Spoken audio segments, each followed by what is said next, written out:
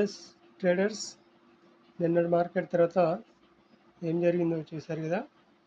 చూసిన వాళ్ళు కామెంట్ కూడా చేయమని చెప్పినాం.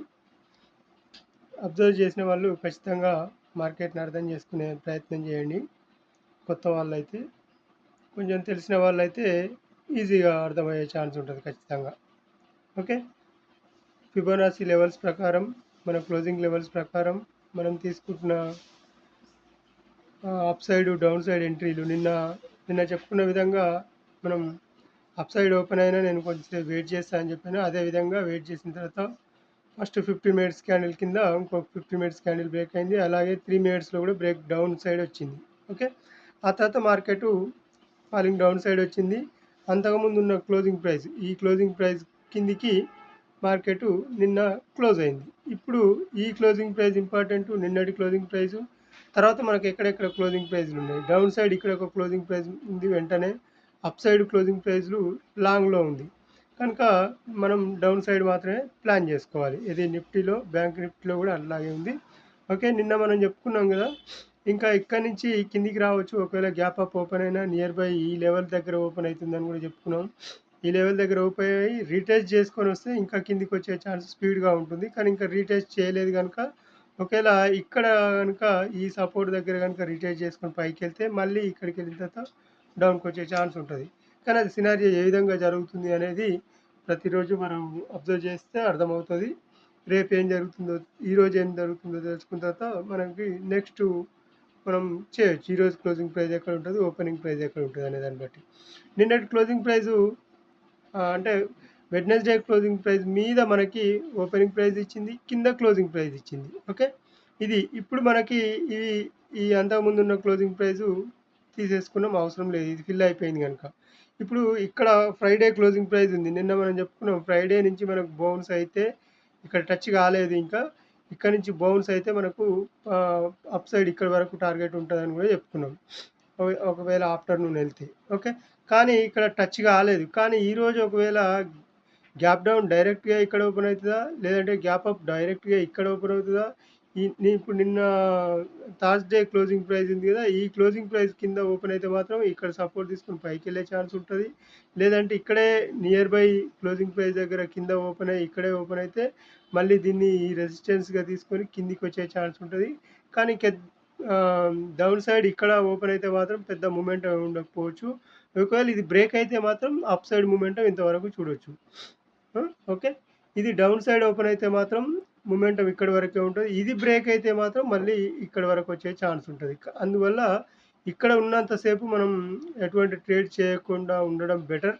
చాలా వరకు ఇది బ్రేక్ అయిన తర్వాత, ఈ క్లోజింగ్ ప్రైస్ బ్రేక్ అయిన తర్వాత డౌన్ సైడ్ మాత్రమే ప్లాన్ చేయాలి.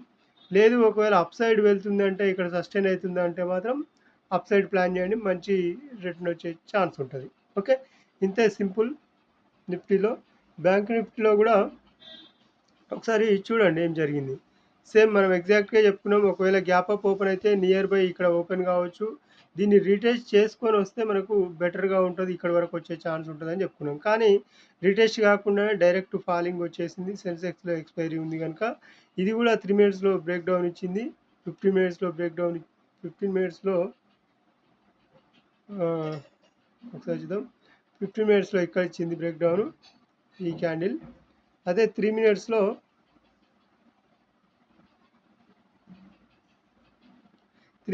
ఇక్కడే ఇచ్చింది చూడండి. ఈ క్యాండిల్ 9:30కే బ్రేక్ డౌన్ ఇచ్చింది. ఆ తర్వాత ఇక్కడ సస్టైన్ అయింది, కన్ఫ్యూజ్ చేసింది కొత్త వాళ్ళందరినీ, కిందికి వచ్చేసింది. మనం అంతకుముందు తీసుకున్న క్లోజింగ్ ప్రైస్ వరకు కిందికి వచ్చేసింది. నిన్న ఇది మనం తీసుకున్నాం ఈ క్లోజింగ్ ప్రైస్, ఇది బ్రేక్ చేసింది కనుక ఇక్కడ వరకు వస్తుందని కూడా నిన్న వీడియోలో కూడా చెప్పుకున్నాం. ఒకసారి అబ్జర్వ్ చేయండి, వీడియో చూడండి, అర్థమవుతుంది.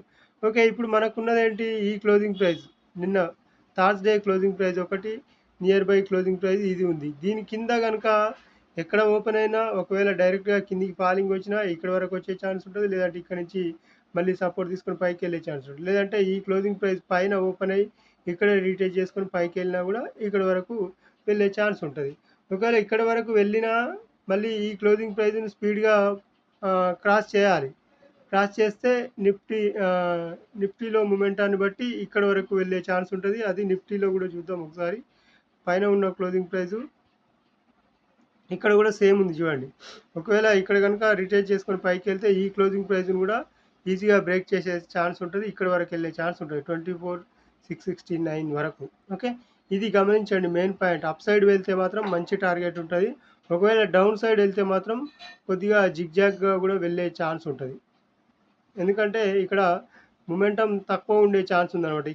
ఇక్కడ స్పేస్ ఉంది తక్కువ కనుక ఇక్కడ కొద్దిగా సేపు టైం మెయింటైన్ చేసిన తర్వాత బ్రేక్ డౌన్ అయ్యే ఛాన్స్ ఉంటుంది అనమాట. ఇది డైరెక్ట్గా బ్రేక్ రాదు ఇక్కడ మనకి. ఇక్కడ సస్టైన్ అయిన తర్వాత బ్రేక్ డౌన్ అయ్యే ఛాన్స్ ఉంటుంది. ఇది స్పీడ్గా వచ్చే ఛాన్స్ ఉంటుంది మళ్ళీ.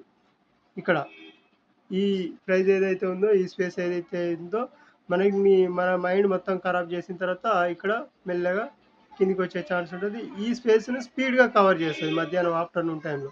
అప్పటి వరకు ఇక్కడ మెయింటైన్ అయ్యే ఛాన్స్ ఉంటుంది. అది ఒకసారి గమనించండి.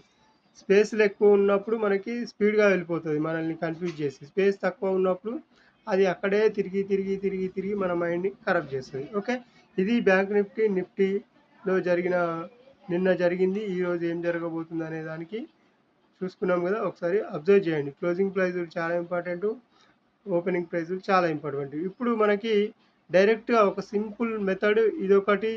కిందికి రావడానికి ఈ పాయింట్ ఒకటి ఉంది, కిందికి రావడానికి ఈ పాయింట్ ఒకటి ఉంది.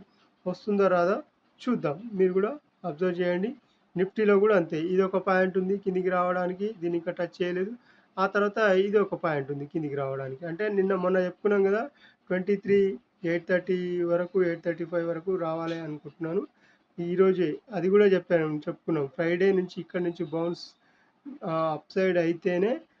అప్ సైడ్ అయితే పైకి వెళ్తుంది, లేదంటే కిందికి వస్తే మాత్రం మళ్ళీ ఇక్కడ వరకు వచ్చే ఛాన్స్ ఉంటుందని కూడా చెప్తాం. ఒకవేళ లాస్ట్ ఫ్రైడే కింద కనుక క్లోజ్ అయితే మళ్ళీ ఈ ఫ్రైడే ఈరోజు ఏం జరుగుతుంది అనేది చాలా ఇంపార్టెంట్. అందుకే ఫ్రైడే చాలా ఇంపార్టెంట్. ఈ ఫ్రైడే తర్వాత మళ్ళీ మండే ఒకవేళ గ్యాప్ అప్ ఓపెన్ అవుతుందా, లేదంటే బిగ్ గ్యాప్ డౌన్ ఓపెన్ అవుతుందా రేపు చూసుకుందాం. అది ఈరోజు ఫ్రైడే మార్కెట్ జరిగిన తర్వాత. Okay, thank you. ఛానల్ని ఖచ్చితంగా సబ్స్క్రైబ్ చేయండి.